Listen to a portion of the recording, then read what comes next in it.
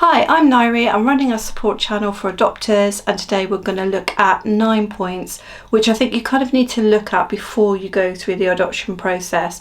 So if you think 2022 might hold for you the eager desire to move forward with adoption, or actually you've kind of started the process already, you're in the early stages, then these 9 points are going to be really useful for you. So my first point for you would be, look at the work patterns that you and your partner already have and think about what's going to happen when the child arrives. So who will be giving up work? How are you going to cope with the routines in the house? And just generally how you think that the work pattern is going to plan out in your lives, because actually it's going to change, and it will change for anybody who has a child, but sometimes it's just those practical things that people don't think about. So look at your work pattern. And point number 1. Point number 2 is your home child safe? So not necessarily child ready. Wouldn't be expecting you at this stage to be kind of buying stair gates and looking at the kind of equipment side of it, but I think looking at the actual safety of your home, the layout of your home, and if you've got any particular outstanding DIY jobs to do, things that you know have been left in the house, and I'll definitely get those done before you get started, because you're going to have to do them anyway. Point number 3 is to research the type of adoptions that are available in your country. In the UK, that's more limited. We don't really have that many open adoptions, but in the country where you are, that might not be the case. So you're looking at whether you want to go domestic, you want to stay in your own country, or international. You're looking at whether you want open or closed adoption. So closed adoption would be very minimal contact with the birth family, much more likely to be kind of a letterbox or not direct contact, whereas open adoption, you would be seeing them more regularly. And then you have the foster to adopt route or the traditional route. And the traditional route is where the court has already released a child for adoption. Foster to adopt is exactly as it says, you foster before you adopt. There's lots I could say about that, but this is not the video for it. But check out my channel, there is a video on foster to adopt versus traditional adoption. So those are some questions to ask yourself before you get started. And the next one is kind of obvious, but there's lots of questions to ask around it, is the age of child that you think is going to be more suitable for you.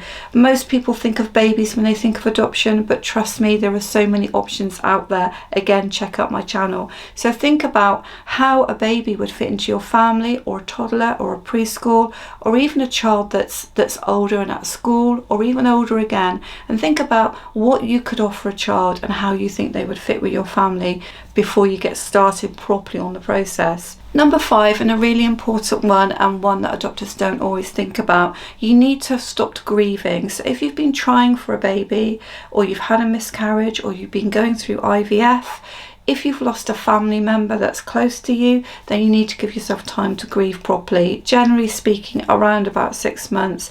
So don't try and go for the process until you've kind of let go of those situations and you're ready to think about adopting a child, and you're not thinking about anything else. You're not thinking about trying to have your own child at this point. You are thinking about adoption, and adoption only. Point number 6, again, one that people don't always think about because perhaps they don't want to, but you need to be financially stable. So as I said with point number 1, you're going to be adjusting your work pattern, and most agencies will want you to stay at home with a child, sometimes for around about 12 months, and that's going to affect your finances. So also in other countries, of course, there are the massive adoption fees, which we don't have in the UK. So it's going to be important for you to look in your area and see what types of fees they are going to be. Do your research, know what the cost is before you get going of all of it, and think about what it would be costing per month to have a child in the home, the different things you will need to buy to support that child, and do your own little reckoning and think to yourself, is this going to put unreasonable financial pressure on our family, or are we going to be okay with this? Number 7, you've probably heard of this if you've done any research on adoption, that adopted children do suffer from trauma, and it comes from many different angles, many different routes. Just the fact that they've been removed from their birth mother is trauma enough, even as a baby.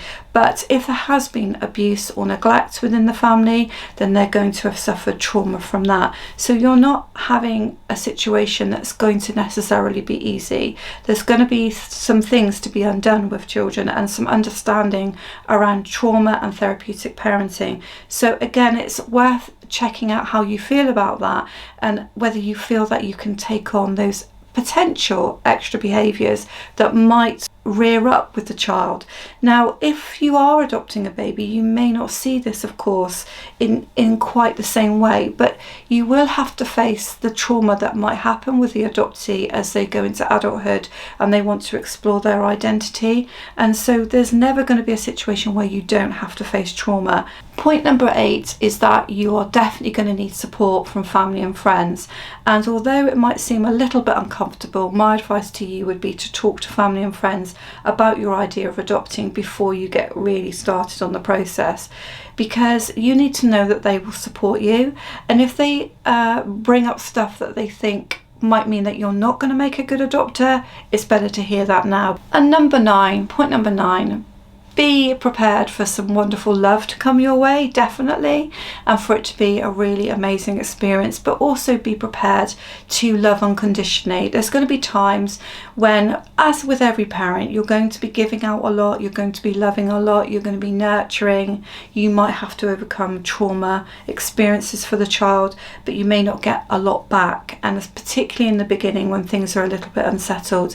So you're going to need to be prepared to love unconditionally and just accept that at times you may get nothing back, because it is a lifetime commitment, a long haul, and you're giving to a child over a lifetime. You may not get the immediate blessings, if you like, when you first adopt. So those are my 9 points for you. If you're thinking of adopting in 2022, then it's great that you're thinking of that. And please follow me on my channel. You'll find lots of information to help adopters pre and post adoption. So thank you for watching Adoption with Nairi.